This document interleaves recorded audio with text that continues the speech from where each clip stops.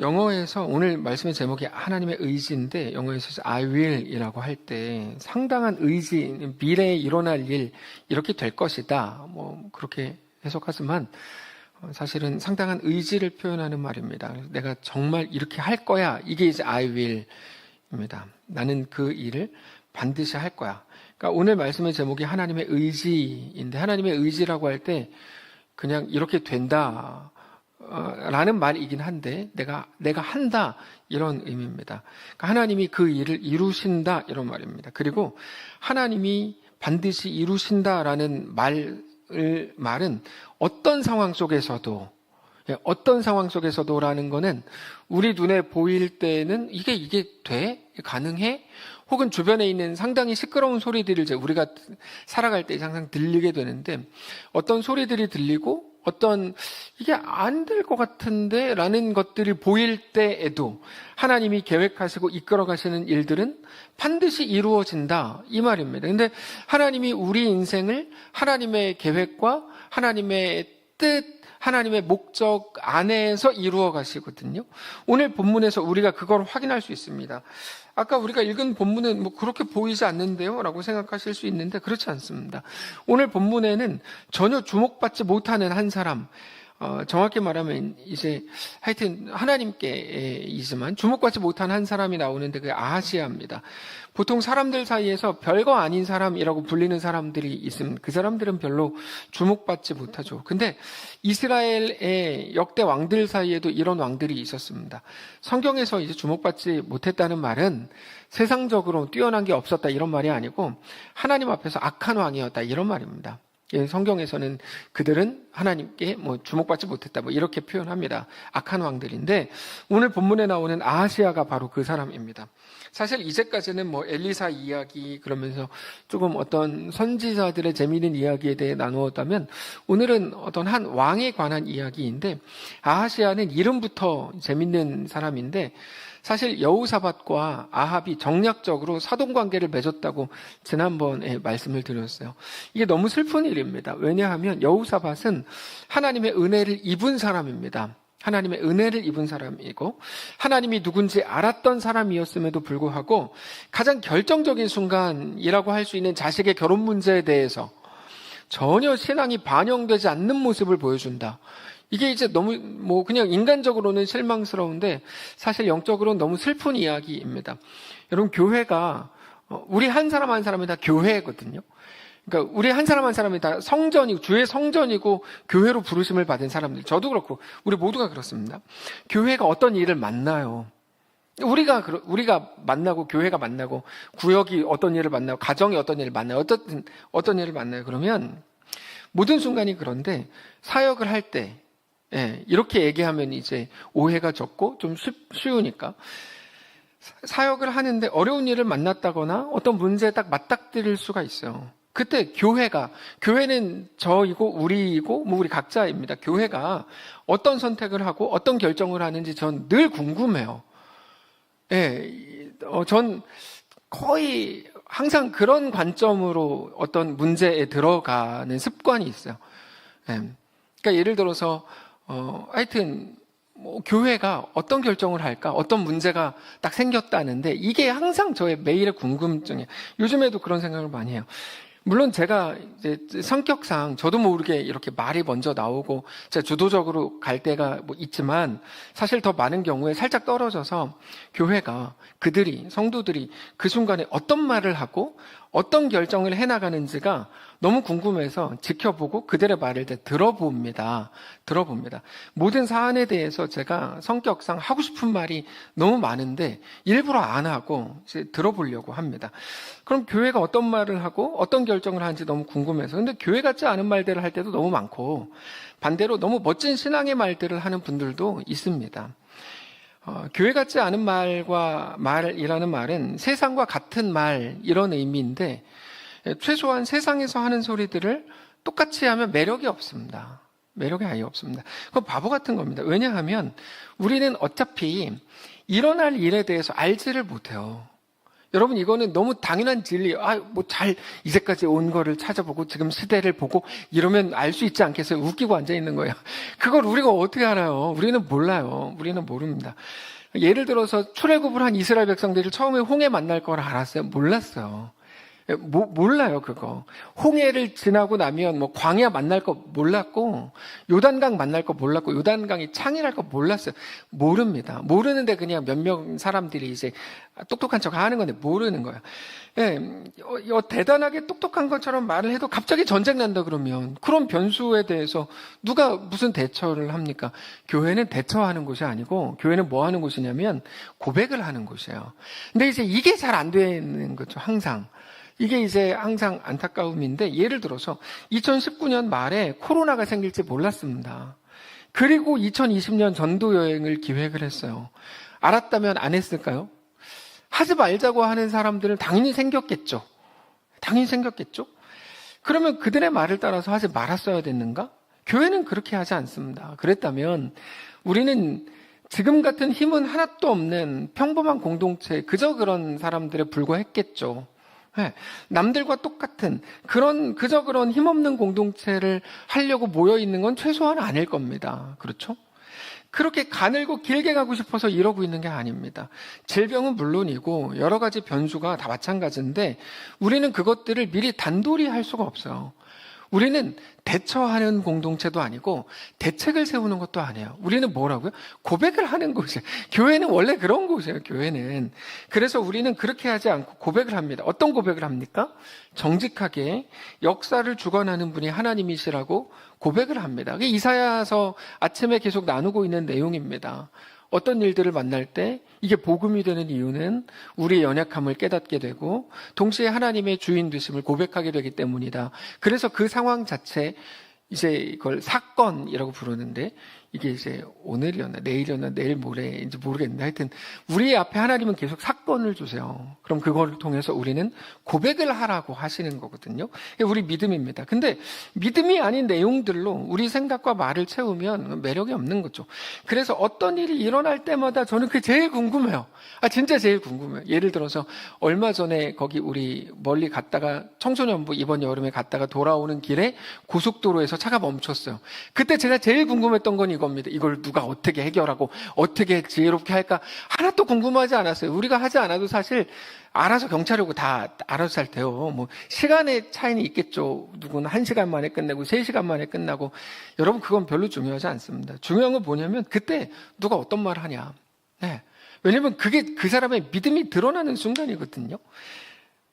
계속해서, 물론 뭐 저도 말할 수 있고 이끌어갈 수 있는데, 계속해서 정답을 말해주는 건 의미 없다고 느끼기 때문에 아우니츠나 아실 수도 있는데, 전도여행 같은 큰 사역을 하면 저는 가능한 말을 안 하려고 합니다. 진짜 말을 안 합니다. 알지도 못하지만 저 말을 하지 않습니다. 설교만 합니다. 그리고 이제 보는 거죠. 뭐를 보냐면 말씀을 들었고, 전 복음을 전했으니까 최소한 그게 진짜 그 사람들한테 들어갔는지 안 들어갔는지 그들의 말과 결정을 통해서 확인을 해보고 싶은 거예요. 복음을 들은 여러분 교회가 어떤 결정과 어떤 말을 하는지 궁금합니다. 전 진심으로 늘 그 마음입니다. 가끔 실망하기도 하고 너무 자주 멋진 고백들을 듣게 되기도 하죠. 근데 최소한 사역을 감당할 때 우리 교회는 이제까지 너무 멋진 고백들을 만들어냈던 좋은 교회입니다. 좋은 교회인 이유는 딱 하나입니다. 무언가를 할 때 멋진 고백들을 나온다. 그럼 좋은 교회입니다. 다른 거 없습니다. 그래서 제가 그 사역팀들을 너무 사랑하고 존경하는 겁니다. 일을 잘 마무리하고 완성해내는 거 하나도 안 중요합니다. 이번에 우리 이렇게 하기로 했는데 막 선포하고 막 모금하고 별짓 다 했는데 결국 실패했어요. 그러면 어때요? 어떻다는 게 이게 무책임한 게 아니라 우리가 연약한데 뭐 어떡하라는 거예요. 어쩔 수 없지. 중요한 건 그게 아니에요. 완벽하게 일할 거면 돈 주고 사람 쓰지. 난 맨날 기도회 가서 돈 주십시오 하지. 뭐하러 우리가 직접 가서 합니까? 그거 아니죠. 우리는 일을 하러 가는 게 아니고 고백을 만들기 위해 간다. 늘 말씀드리는데 이거에 대해서 아직 이해 못 하시는 분들이 계세요. 근데 그게 교회입니다. 그리고 교회는 위기의 순간 내가 어떤 말을 하는지가 제일 중요한 겁니다. 교회는 제일 중요합니다. 그러다가 망해도 됩니까? 당연히 괜찮죠. 당연히 괜찮죠. 왜요? 하나님이 주인이시니까. 오히려 안 망하려고 인간적인 대책을 세우는 게 못난 겁니다. 누가 저한테 이렇게 물어봐요. 목사님, 근데 진짜 그렇게 믿으세요? 이렇게 물어본 사람이 있어요. 당연히 믿죠. 당연히 그렇게 믿습니다. 그렇게 믿는 게 신자요, 성도입니다. 근데 그렇게 볼 때 우리는 사역을 할 때 그 멋진 고백들을 만들어내고 있으니 좋은 교회입니다. 그게 유일한 기준입니다. 위기의 순간 어떤 말과 어떤 선택을 하는가. 근데 여호사밧을 볼 때 그게 너무 아쉬운 거죠. 왜냐하면 아무것도 아닐 때는 막 믿음의 고백을 한 것처럼 나와요. 여호사밧이 하나님의 은혜도 있고 늘 뭐 그렇게 말했던 사람이 어떻게 자기에게 행한 하나님이 자식의 인생을 붙들고 살린다는 생각을 못했는지 저는 이게 너무 이해가 안 됐어요. 너무 안타깝고. 근데 정말 그랬습니다. 여호사밧은 하나님의 은혜가 아니라 현실적인 돈과 권력과 힘에 자기 자식을 팔아버렸습니다. 그렇게 하나님 앞에서 악인이었던 아합과 사돈을 맺은 거죠. 여호사밧의 며느리인 아달랴는 하나님을 두려워하지 않는 사람이었을 뿐만 아니라 바알 종교의 선교사였습니다. 여러분, 이 사람은 그 남유다로 올 때 선교사로 왔습니다. 그 어머니 이세벨 그 이상으로 이스라엘을 영적으로 완전히 무너뜨린 사람이 아달랴입니다. 어쨌든 여호사밧과 아합이 사돈을 맺은 후에 그들의 자손들의 이름을 서로 같은 이름을 쓰기로 합니다. 그래서 여호사밧은 아들과 손자의 이름을 여호람과 아하시아라고 했고 아합은 아하시아와 여호람이라고 했습니다. 이 둘이 운명 공동체로 화친을 맺기로 한 가장 큰 증거가 되는 건데 그들은 모두 이제 왕권을 계승합니다. 물론 이름이 한 사람의 삶에 절대적인 영향을 주는 것은 아니지만 여호사밧이 아합의 가문으로부터 이름을 빌려온 거는 이거는 정말 정상적인 모습은 아닙니다.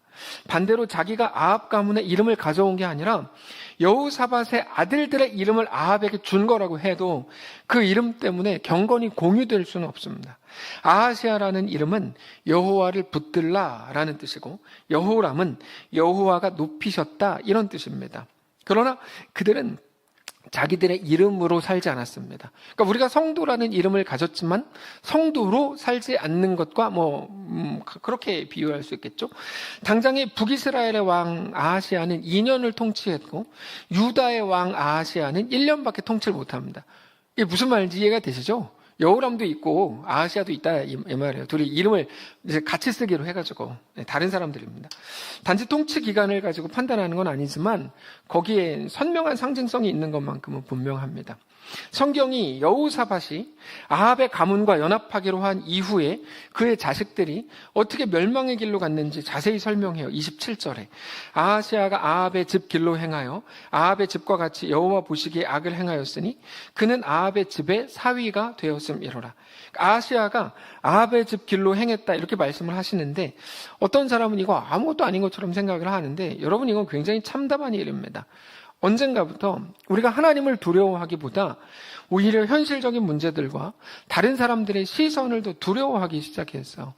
그게 지금 시대의 가장 큰 아픔입니다. 하나님을 두려워하는 것을 다 상실해버린 거죠. 이건 큰 아픔입니다. 그냥 사업이 힘들어지면 어쩌나, 내가 욕먹으면 어쩌나, 이 모임에서 왕따 당하면 어쩌나, 자식이 좋은 대학, 좋은 직장에 못 가면 어쩌나, 죄다 이런 걱정과 두려움과 불안함으로 꽉 차 있습니다. 근데 우리가 정말 두려워해야 되는 건 그런 식의 이 땅의 것들이 아닙니다. 하나님과의 관계입니다. 우리는 하나님을 두려워해야 됩니다. 하나님이 기뻐하시지 않는 일이면 어쩌나, 하나님이 미워하시는 일이면 어쩌나, 하나님이 함께 하시지 않으면 어쩌나, 이게 우리의 가장 큰 두려움이 되어야 한다는 거죠. 지난주에 세단 뛰기 선수 조나단 에드워즈랑 그다음 바둑사 조혜연 씨 이야기를 말씀을 드리면서 그들이 주일에 경기에 나가지 않았다 말씀을 드렸는데 그 이유는 하나의 율법이기 때문에 그렇게 한 게 아닙니다.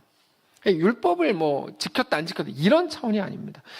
그냥 각자마다 다 다른 거라고 말씀을 드렸는데 각자마다 다른 건데 그들이 그렇게 했던 이유는 뭐냐면 그게 하나님을 사랑하는 그들의 방식이었기 때문이다 말씀을 드렸어요.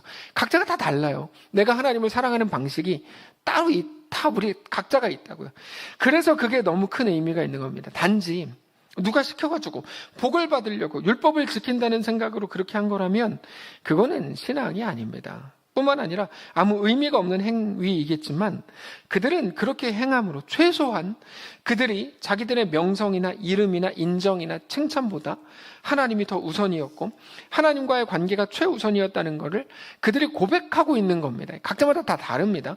그래서 누구는 헌금을 드릴 때 다림질을 한다더라, 이런 거 말씀드렸잖아요. 누구는 예배 올 때 목욕제계를 하고 온다더라.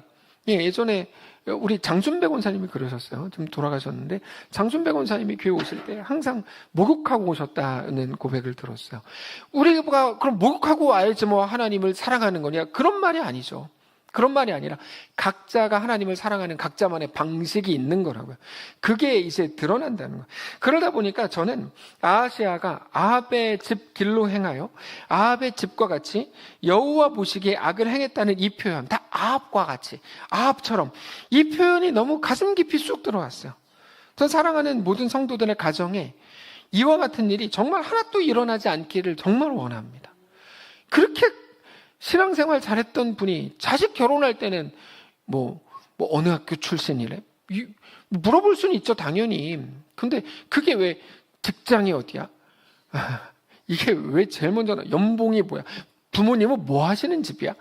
이게 뭐냐, 이게. 이건 아니죠. 제가 또 비난하는 것 같으니까 여기서 멈출게요. 자, 우리가 예수를 믿고 하나님의 자녀가 되기로 한 그 순간부터 우리는 오직 한 곳을 바라봐야 됩니다. 조금 덜 합리적이면 어때요? 조금 호구 같으면 어때요? 좀 실용적이지 못하면 어떻고? 남들보다 손해를 좀 더 보면 어때요? 남들보다 좀 더 못 벌면 어때요? 어때요, 진짜?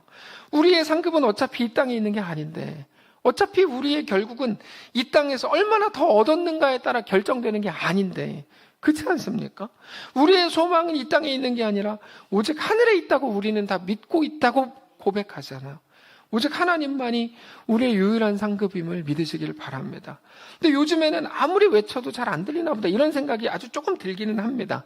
그래서 좀 혼란스러운 시기를 지나고 있는데 아하시아가 그랬습니다. 근데 이런 현상에 대해서 성경은 아하시아가 이유를 말해요. 아하시아가 아달랴의 자식이기 때문이다, 이렇게 말해요. 이렇게 된 이유가 아하시아가 아달랴 자식이었기 때문에 25절 보면 이스라엘의 왕 아합의 아들 요람 제12년에 유다 왕 여호람의 아들 아하시아가 왕이 되니 아하시아가 왕이 될 때 나이가 22세라 예루살렘에서 1년을 통치했다. 그의 어머니의 이름은 아달랴라. 그는 이스라엘의 왕 오므리의 손녀다. 오므리 누구냐면 아합의 아버지거든요. 그래서 아합 왕조를 오므리 왕조라고 불러요. 오므리 다음 아합 다음에 이제 이렇게 나오는 건데. 네. 그러니까 아달랴가 누구냐면 아까도 말씀을 드렸지만 이세벨의 딸인데 이세벨은 아합의 아내로서 아합과 아세라 우상의 선교사입니다. 아합의 아버지 오므리도 여호사밧과 마찬가지로 하나님이 아니라 눈에 보이는 힘과 돈과 명성을 쫓았던 대표적인 사람입니다.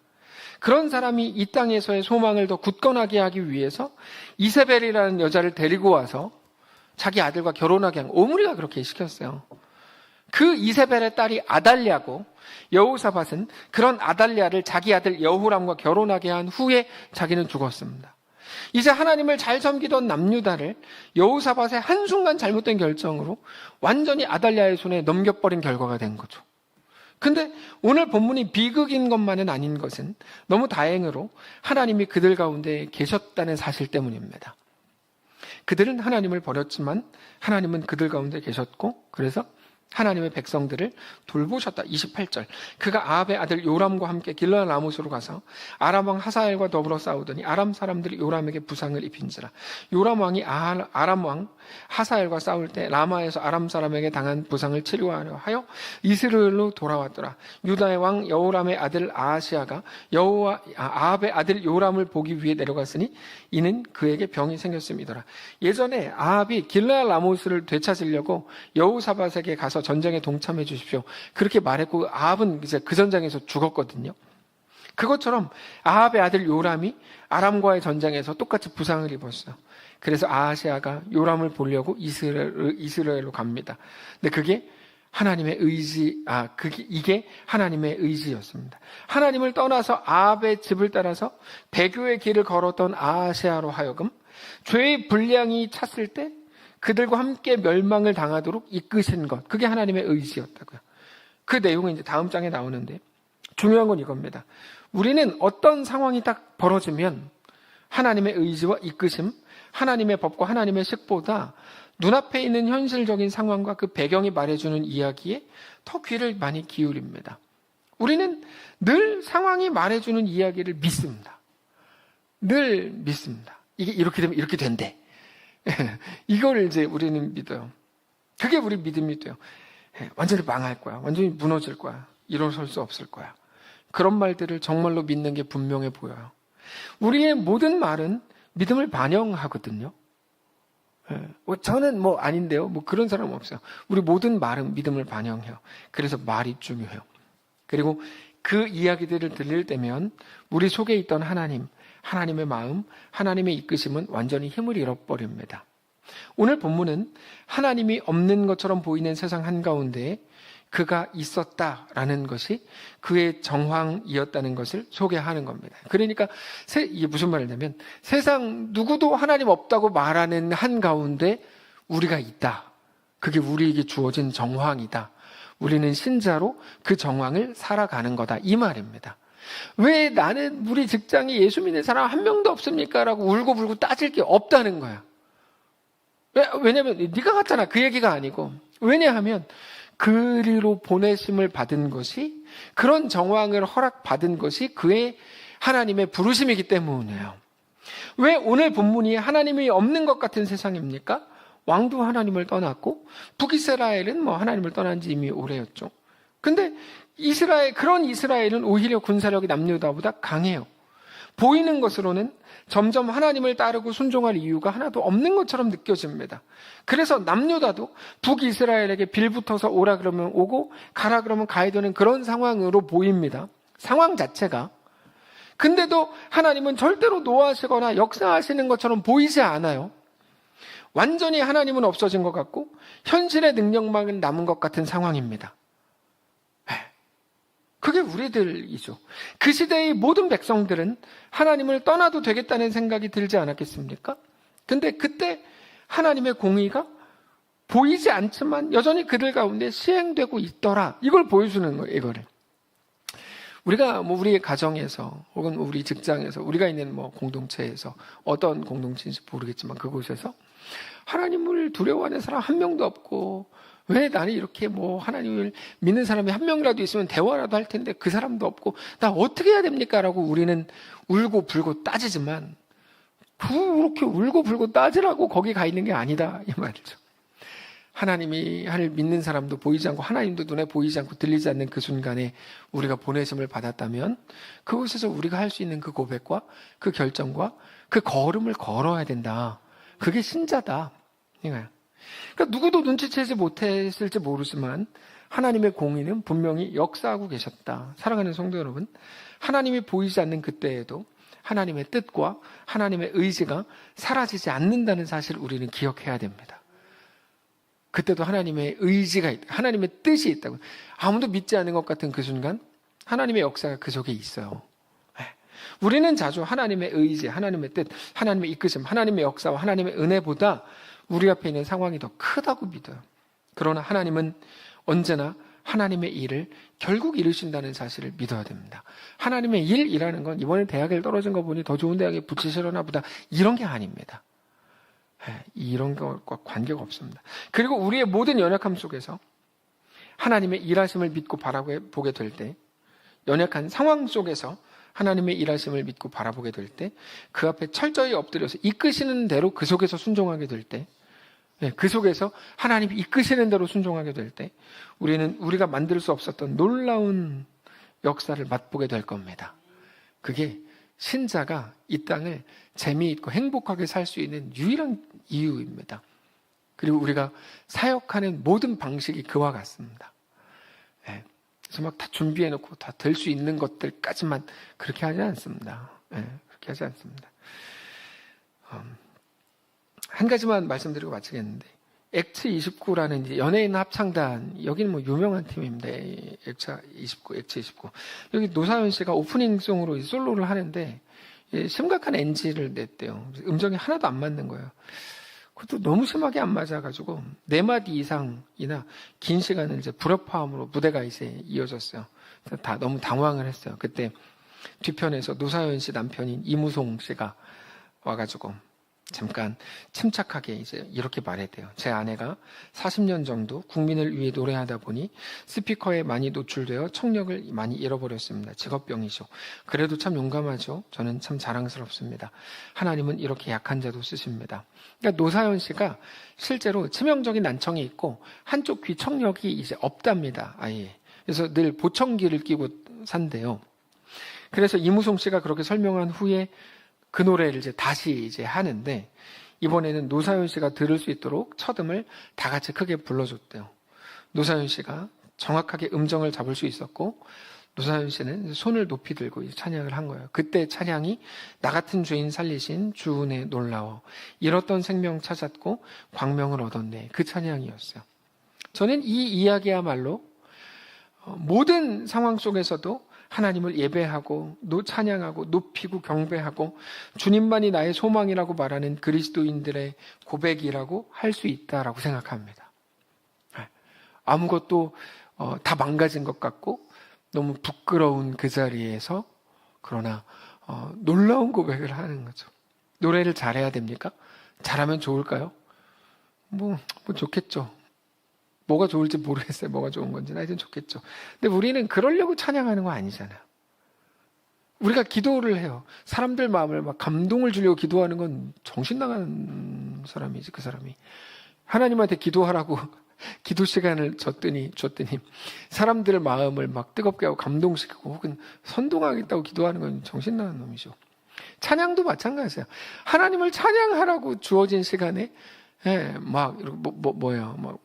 정말 멋있는 목소리를 들려줘요. 그거는 찬양이 아닌 것과 마찬가지입니다. 찬양은 내 잘하는 걸 보여주려고 하는 게 찬양이 아니고 찬양은 하나님을 높이는 겁니다. 대충 하자는 게 아니고 찬양이 뭔지 알고 해야 된다는, 똑바로 해야 된다는 거죠. 우리가 원하지 않는 상황이 되면 가수인데 청력을 잃으면 이거 같은 거거든요. 가수인데 청력이 잃으면 끝난 거 아닙니까?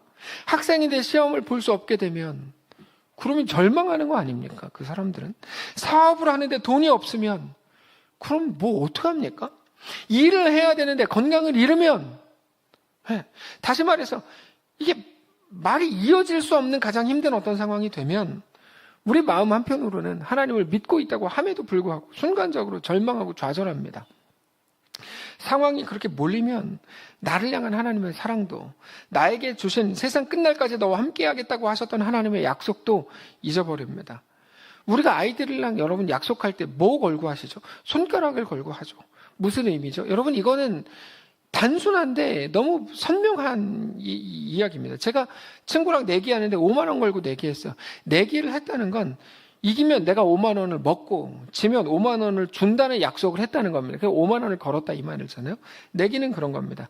그 순간 5만 원이라는 힘이 실리는 거죠. 5만 원이라는 힘이 실리는 거예요. 그게 내기입니다. 아이랑 손가락을 걸고 약속을 했으면 어기면 아빠 손가락 가져. 그런 말입니다. 그러니까 엄청 무서운 말이죠. 엄청 무서운 말이에요. 근데 하나님이 우리에게 하신 약속은 하나님의 생명을 걸고 하신 약속입니다. 하나님의 생명을 걸고 하셨다고요. 예를 들어 내가 사업을 하는데 돈이 없어가지고 하나님의 약속이 무너졌다고요. 하나님의 생명을 걸고 한 약속이라니까. 나를 하나님의 백성 삼으시고 하나님의 자녀 삼으시기로 약속하신 그것을 하나님의 생명을 걸고 약속했다고요. 무엇이 하나님의 약속을 깰 수 있습니까? 로마서 8장 후반에 말하는 것처럼 어떤 것도 깰 수 있는 건 없죠. 하나님은 성경에서 언약을 맺으실 때 늘 생명을 걸고 언약을 맺으세요. 언제나. 우리에게 대한 모든 언약이 다 마찬가지입니다. 그래서 우리는 어떤 상황 속에서도 나를 향해 약속하신 우리 하나님을 믿을 수밖에 없는 거야. 아무것도 안 보이고 북이스라엘 더 강한데요. 나는 지금 막 죽을 것 같은데요. 그가 오라 그러면 나는 가고 그가 가라 그러면 난 가야 되는 그런 상황입니다. 그래서 나는 내 아들을 아달랴와 결혼시킬 수밖에 없었습니다. 말이 안 되는 거라고. 아무것도 보이지 않는 그 상황 가운데서 내가 살아있잖아. 내가 너에게 약속을 했잖아. 내가 너를 붙든다 그랬잖아. 내가 너를 내 자녀로 내 백성으로 불렀잖아. 라고 하나님 말씀하시는 거예요. 그럼 우리는 뭡니까? 믿는 자로 고백해야죠. 믿는 자로 고백해야죠. 로마서 8장 32절입니다. 자기 아들을 아끼지 아니하시고 우리 모든 사람을 위하여 내주시니까 어찌 그 아들과 함께 모든 것을 우리에게 주시지 않겠느냐. 여러분, 이 말씀은 자꾸 이거 인간적으로 기복주의자들 자기들 원하는 대로 푸는데 그러면 안 됩니다. 다른 것들도 다 줄 거니까 기다려. 이거 아닙니다. 이거. 예? 자기 아들을 주셨다는 말은 이미 다 주셨다는 말이에요. 우리가 해야 될 일은 뭡니까? 그분을 믿는 겁니다. 그 말입니다. 너 왜 못 믿냐? 내가 이미 너한테 모든 걸 줬잖아. 그 말이야. 그러니까 먹고 떨어져. 그 말이 아니라 너의 할 일은 그분을 믿는 거야. 이 말이에요. 하나님 다른 거 주신다, 좋은 것도 뭐 다 주시겠지. 아들 주셨으니까 뭐 뭣도 주고 그렇지 않습니다. 그 얘기가 아니고 그분을 우리가 믿는 일은 그분을 믿는 일이다. 이 말이에요. 우리가 하나님을 믿을 수 없다면 우리 상황에 대한 두려움과 염려에 자꾸 우리가 밀린다면 우리에게는 진짜 아무 소망도 남게 되지 않는 거고, 그렇게 우리가 바라는 게 세상뿐이면 우리는 이 땅에서 가장 불쌍한 사람들입니다. 그러므로 사랑하는 성도 여러분, 어떤 길 위에 서 계시든지 어떤 소리를 들으셨든지 어떤 감정을 느끼셨든지 상황을 보면서 이제는 우리 주 하나님만을 믿음으로 바라보실 수 있기를 원합니다. 네. 하나님을 믿으면 안 되겠습니까? 저 진짜 좀 질문하고 싶어요. 여러분, 하나님을 못 믿으시겠어요? 정말 못 믿으시겠어요? 제가 진짜 간곡히 드리는 말이에요. 진짜 못 믿으시겠어요? 이제는 믿으시기 바랍니다. 네. 오직 우리 하나님 안에서 주님이 주시는 평안으로 가득 채워지셔도 됩니다.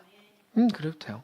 이무송 씨는 청력을 잃은 노사연 씨의 찬양을 보면서 약한 자를 들어 쓰시는 하나님을 그 사람들 앞에서 찬양했고, 말을 잘했다. 그게 아니에요. 야, 저런 남편을 만나야 되는데 그 얘기가 아니에요. 우리는 그 이야기를 들으면서 정말 모든 거를 합력하여 선을 이루시는 우리 하나님을 높입니다. 야, 하나님은 가수인데 노래도 못하는 가수의 그 스토리를 가지고도 일하시는구나. 우리는 그 하나님을 이무송과 노사연이 합력해가지고 선을 이뤘다. 그거 아니라, 절대 그런 거 아닙니다. 그런 게 아니고, 둘이 연합을 해야 된다. 그렇지 않습니다. 그건 그렇게 쓰는 본문이 아닙니다. 정말 내가 정말 피하고 싶었던 그 흑역사까지도 하나님은 정말 하나님을 높이는 소재로 쓰시는구나. 우리 하나님이 그런 분입니다. 우리가 이건 아니야 라고 말하는 그런 상황과 그런 모든 일들을 통해서도 가장 아름다운 열매를 맺게 하실 겁니다. 여러분, 걱정하지 마시고 하나님 되지 마십시오. 하나님을 믿으십시오.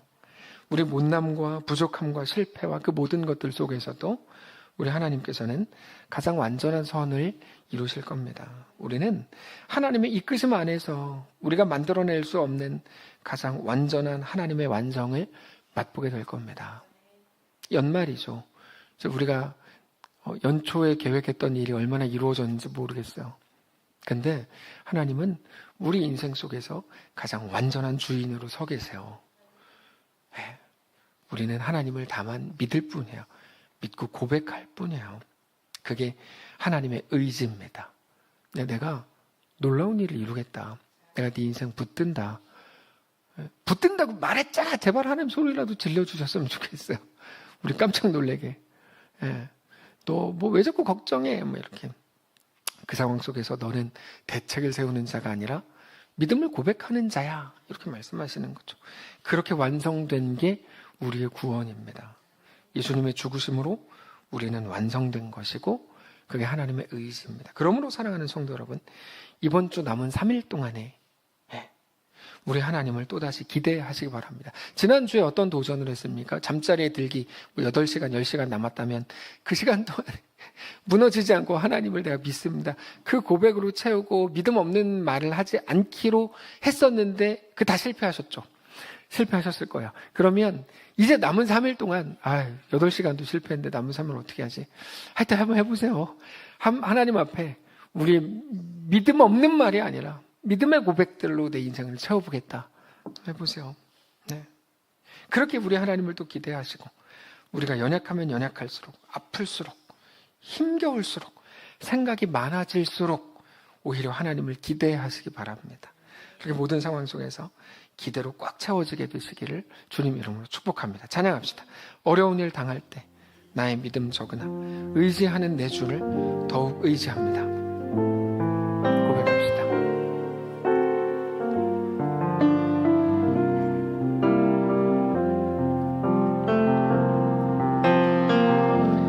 어려운 일 당할 때 나의 믿음 적으나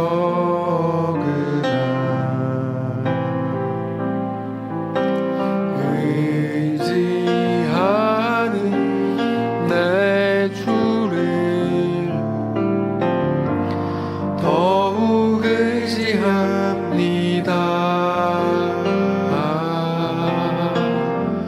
성령께서 내 마음을 밝히 비춰 주시니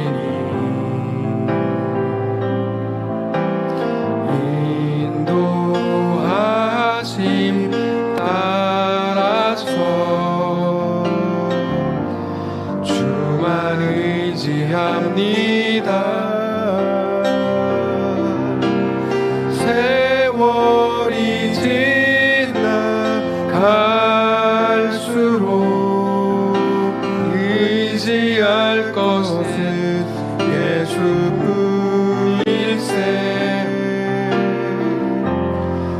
무슨 일을 만나도 예수. 후렴 다시 한번 합시다. 세월이 지나갈수록 세월이 지나갈수록 의지할 것은 예수뿐일세. 무슨 일을 만나도 무슨 일을 만나도 예수 의지합니다. 우리도 모르게 나오는 어떤 세상의 지혜들, 하나님 없는 우리의 대책들, 사실 그게 얼마나 우리 영혼을 피폐하게 하고 우리를 무너뜨리는지 오늘 말씀을 통해 우리가 다시 봅니다. 하나님, 이번만큼은 저 사람들과 연합을 해야 됩니다. 저 사람 아합의 딸을 내 며느리로 주십시오. 그랬겠죠. 하나님을 알지 못하고 하나님이 보이지 않는다고 말하는 사람들 한가운데 우리를 보내셨습니다. 그 속에서 우리에게 믿음의 고백을 받으시기를 원하셨겠죠. 하나님, 우리가 이제 믿음의 눈을 들어 그 한가운데서 하나님 나라를 보게 하시고, 그저 왜 우리 직장에는 예수 믿는 사람이 한 명도 없습니까? 라고 따지고 원망하는 게 전부였던 우리를 이제 불쌍히 여기셔서 그 한가운데에서 하나님을 사랑하고 믿는 자의 고백과 믿는 자의 결정들을 마음껏 해나가며 그렇게 그 속을 신자로 하나님의 백성으로 넉넉히 승리하며 살아가는 사랑하는 모든 성도들이 다 되게 하시옵소서. 우리 연약함이 무엇인지 너무 잘 아시오니 성령님 매일같이 우리를 위해 탄식하며 기도해 주시고 우리 가운데 임재해 주시고 하나님의 놀라운 은혜 가운데 오늘 또다시 거하는 우리 모두의 삶이 되게 하시옵소서. 우리 각자에게 주님 찾아가 주시고 그들을 만져주시고 따뜻하게 안아주시고 그렇게 주님과 동행하게 하시옵소서. 살아계신 우리 주 예수님의 이름으로 기도합니다. 아멘. 하늘에 계신 우리 아버지여, 이름이 거룩히 여김을 받으시오며 나라가 임하시오며 뜻이 하늘에서 이룬 것 같이 땅에서도 이루어지이다. 오늘 우리에게 일용할 양식을 주시고 우리가 우리에게 죄진 자를 사하여 준 것 같이 우리 죄를 사하여 주시고 우리를 시험에 들게 하지 마시고 다만 악에서 구하시옵소서. 대개 나라와 권세와 영광이 아버지께 영원히 있사옵나이다. 아멘.